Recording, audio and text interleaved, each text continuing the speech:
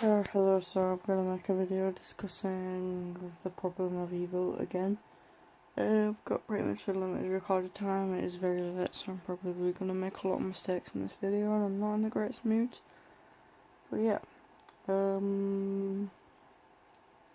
okay, so the problem of evil is basically the problem to theologians of trying to justify the fact that there can be, well, not the fact, the idea that there can be an omnibenevolent and omnipotent being coexisting in a world which encompasses evil. Now logically this doesn't make any sense, and this is called the logical problem of evil. And I think this was one of Hume criticised this the logical problem of evil quite a bit. He said that not all three statements can be true. Not all three of the following statements can be true. So God is omnibenevolent, God is omnipotent, and evil exists. Now logically, those three things shouldn't exist according to the logical problem of evil. Theologians have to find their way around this problem of how it's possible, and or find ways to justify the fact. I keep saying the fact that God exists, the idea that God exists in an evil world. So we'll start with Augustine. St. Augustine, he developed his theodicy in around about, I don't know when he was around, 5th century, I want to say. I don't know. A long time ago, I'll say about the 5th century. He said that God created the world perfect, and this was basically the Garden of Eden in Genesis 3. So that, I think he was inspired by Genesis 3 in creating his theodicy. So God created a perfect world because a perfect being wouldn't create an imperfect world because that goes against its attributes. So the Garden of Eden was a perfect place. But there was a snake in the garden.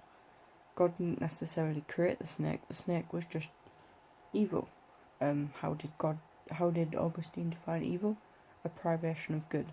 So it wasn't that God created something which was bad, it's that God created something which was perfect but it lacked some good. There seems to be a logical problem there in itself, because surely something which was truly perfect would have no bad in it whatsoever. But it didn't, and that's the case. So we can criticise it for that reason. Anyway, the snake. I guess the garden's symbolic as well, because it's like, it's nature. So nature's quite a chaotic thing, but a garden is, a garden which has been tended to is, it's nature being put in order almost. So I guess that's quite symbolic. Okay. I don't know if that was relevant, but I think it's an interesting point to point out. So you've got the snake in the garden, you've got Adam and Eve, who are not necessarily human yet. Or you could compare them to being quite childlike. They're both naked. They're not aware of good and evil, so you could say they're naive. Which again, you can compare them to children.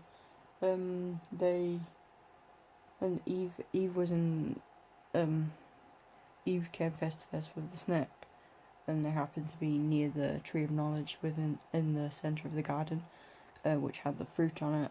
And eating the fruit would make them aware of good and evil, and they would be aware that they're naked, and so on. So the snake tells Eve to eat the fruit from the tree of knowledge, so she does, and she gets Adam to eat the fruit from the tree of knowledge as well, and he does, and then they realise that they're naked. God knows something's up, so he walks along, which is interesting that he's walking, because it compares him to more like a humanly figure rather than something that I guess isn't human. Because a lot of modern theologians, they won't say that God has a physical form necessarily. They'll say that he's more like an energy, or I don't know. I guess no one really knows what God is, if God actually does exist.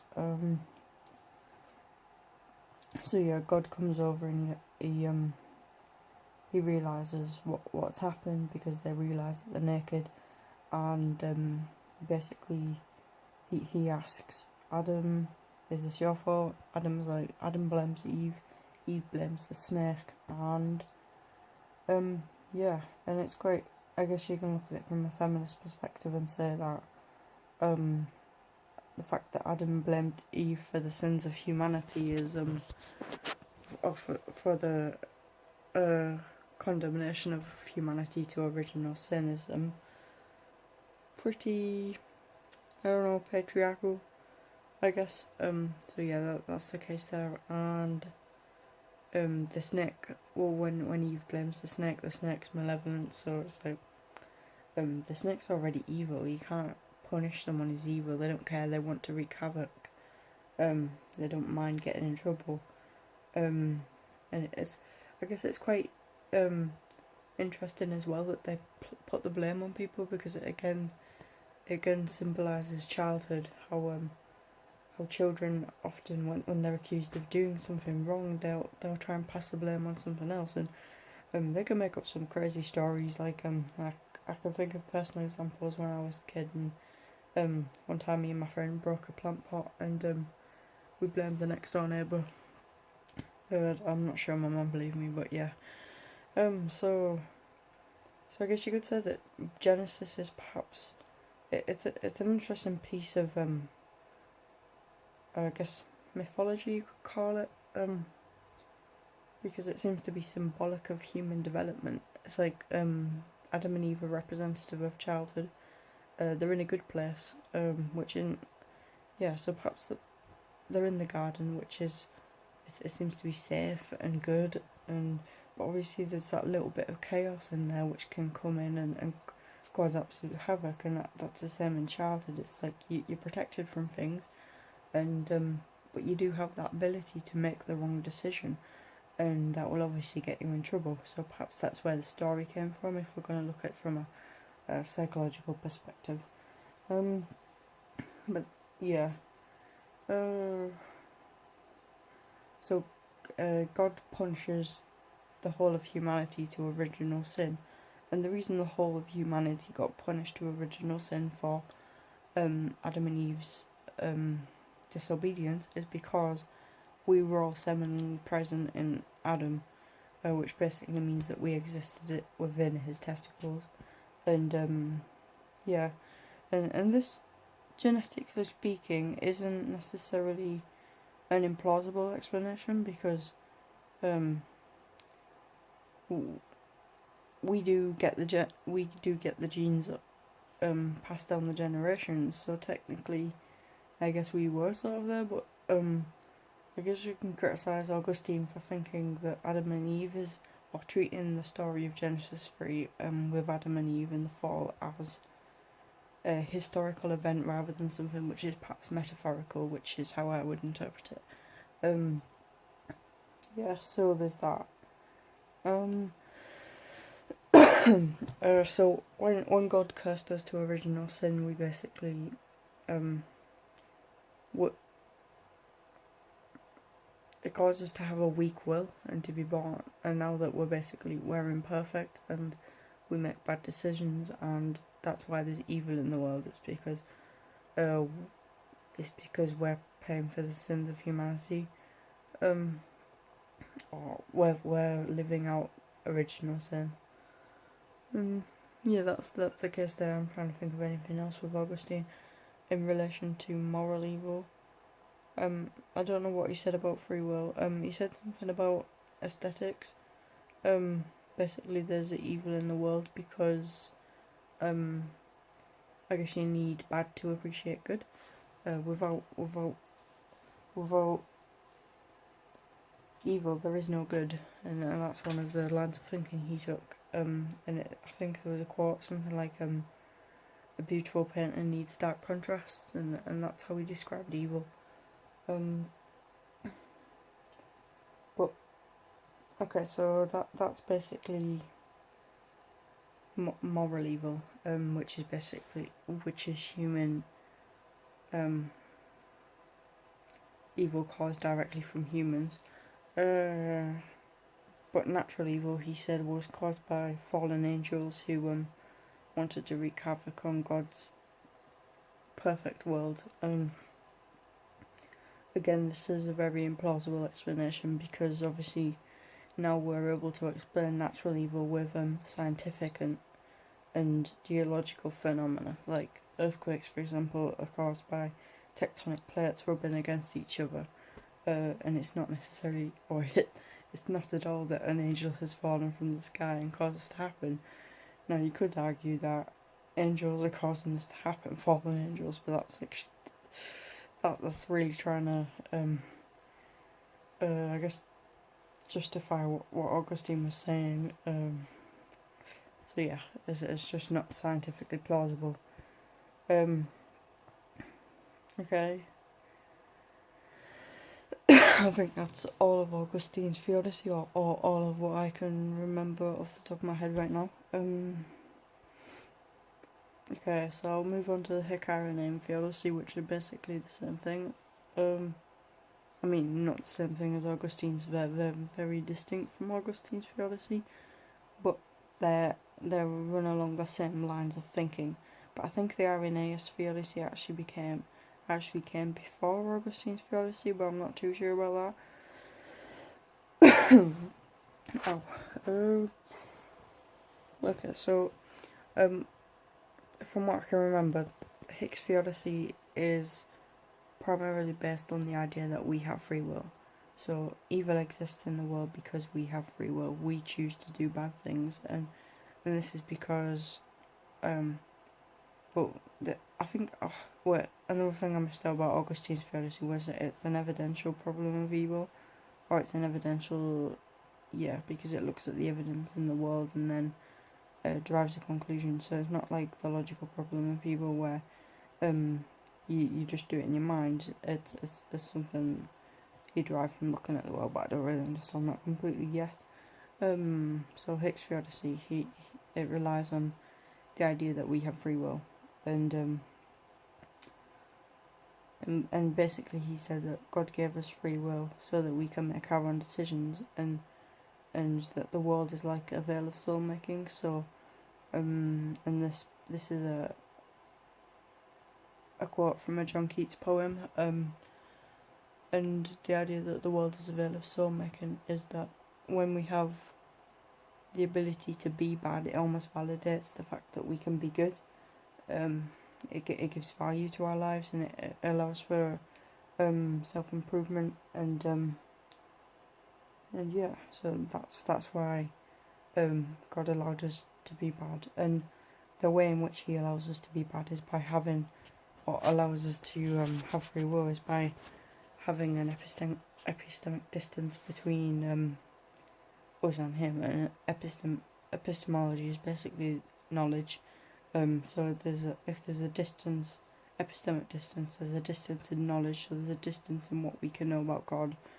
And we can link this to a quote from William Cantwell Smith, who said, we are limited in what we can know about the transcendent, and this goes along the same lines of thinking.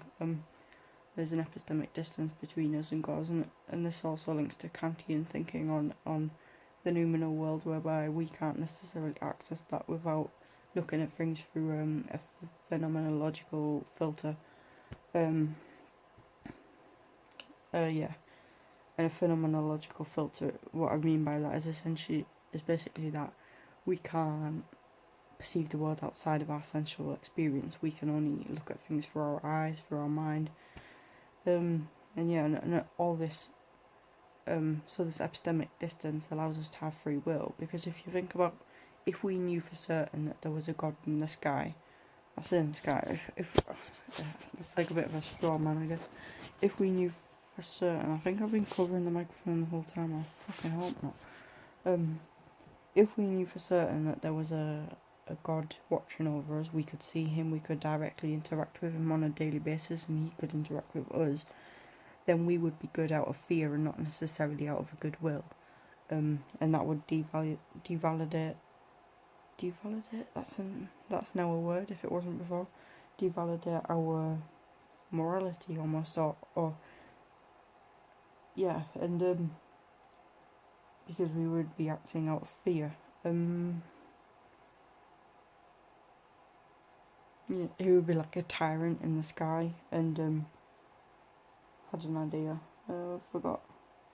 So there would be like so God would be basically like a tyrant in the sky who's constantly watching over us and forcing us to do the right thing. And we can link this to another one of Hick's ideas, which is the idea of a good robot. Is there a good robot?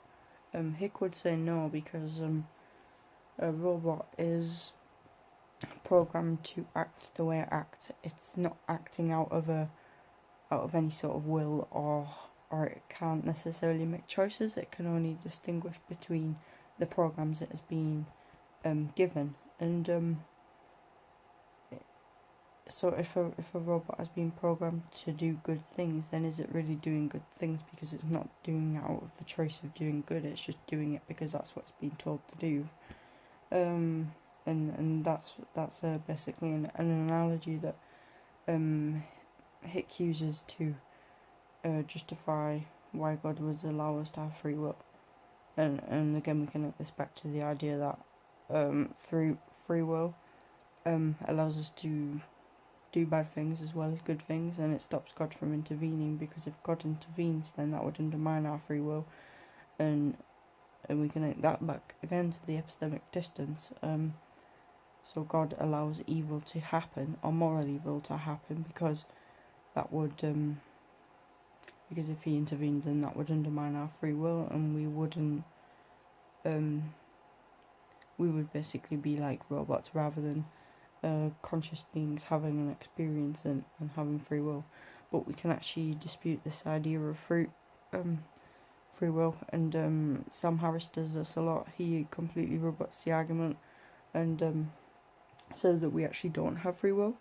And I feel like he developed his theory on free will, or lack thereof, because of the religious connotations it has. Like theodicy basically relies on the idea that we have free will and we can choose to be evil.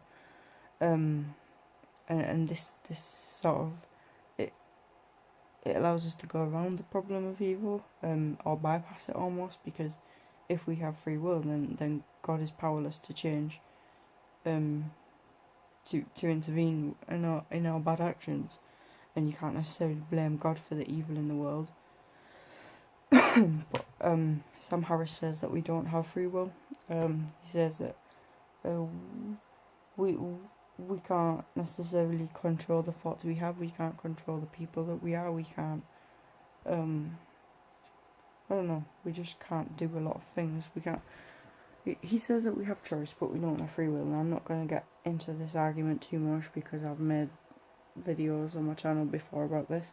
I know I've made videos before on my channel about the problem of evil, but I don't feel like I need to go too far into the problem of free will, because that's not what I want the video to be predominantly about. But yeah, so Sam Harris says we don't have free will, and I'll basically just say, if you want to find out more about that, just watch one of my other videos, which I think I can't remember. I think it's my other problem of evil video on Hick's theodicy. Or you can go watch Sam Harris's videos and you'll find it there. Yeah, there was another thing about Hick that came into my mind, but I've forgotten. Free will,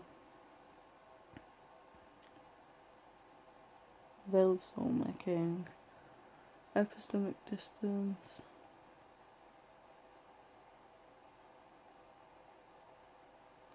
And I don't want to stop the video yet, because I'll remember after and then I'll get annoyed. I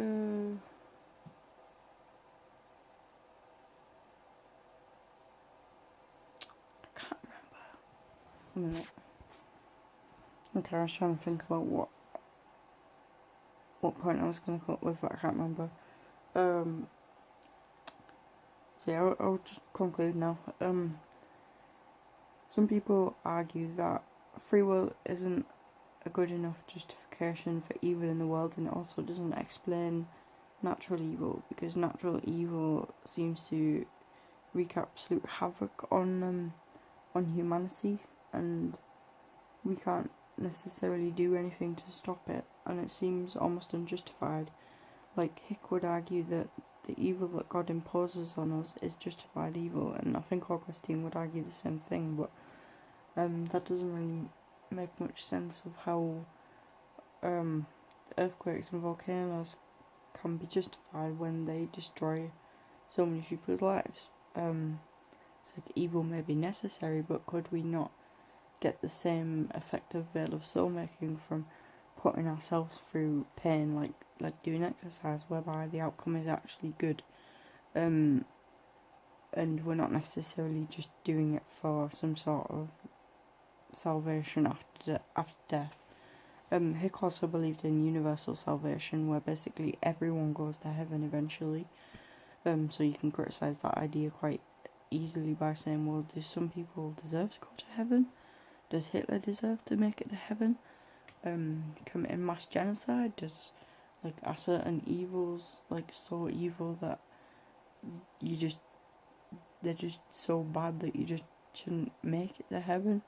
And that's assuming that heaven actually exists. I don't know. I think there's a lot of blank areas, or where it's difficult to know the answers.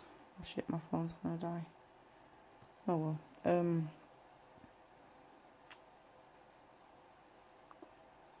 Yeah, is free will a good enough argument, and does free will exist, and there's all these problems, and I'm really tired and I can't think straight, and I'm been making a video for 20 minutes long. Okay, I'm just gonna end this off here. If you've enjoyed, then leave a like. I hope I've remembered everything. I really do hope I've remembered everything, because I've got an exam on this coming up. Okay, thanks for watching.